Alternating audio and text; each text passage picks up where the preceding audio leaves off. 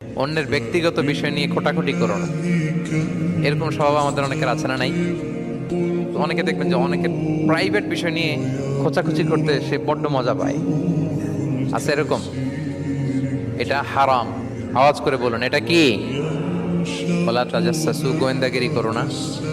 Everyone has personal space and no one should interfere someone's personal space.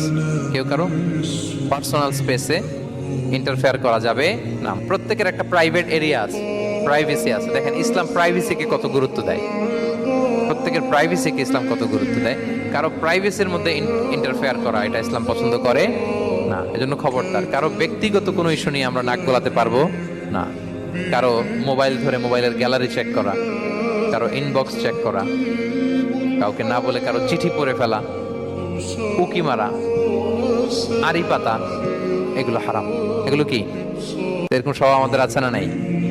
আড়ি পেতে শুনতে চাই, উকি মারি, তারপর সে কি করে দেখি তার প্রাইভেট মুহূর্তে, তারপর তার মোবাইল চেক করি, তার গ্যালারি চেক করি, তার ইনবক্স চেক করি।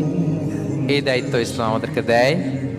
এমনকি ইসলামী রাষ্ট্রও যদি হয়, ইসলামী রাষ্ট্রের জন্য এটা দায়িত্ব না যে প্রত্যেকে ব্যক্তিগত তার বেডরুমে তার প্রাইভেট লাইফে কি করে এটা দেখা। It's not his business. ইসলামী রাষ্ট্র মানুষকে ন্যায়, কল্যাণের পথ, সুন্দর জীবন পরিচালনার জন্য উৎসাহিত করবে, কিন্তু প্রত্যেকে প্রাইভেট লাইফে কি করে ওইটা সিসি ক্যামেরা লাগিয়ে দেখা, এটা কারো দায়িত্বের মধ্যে পড়ে না।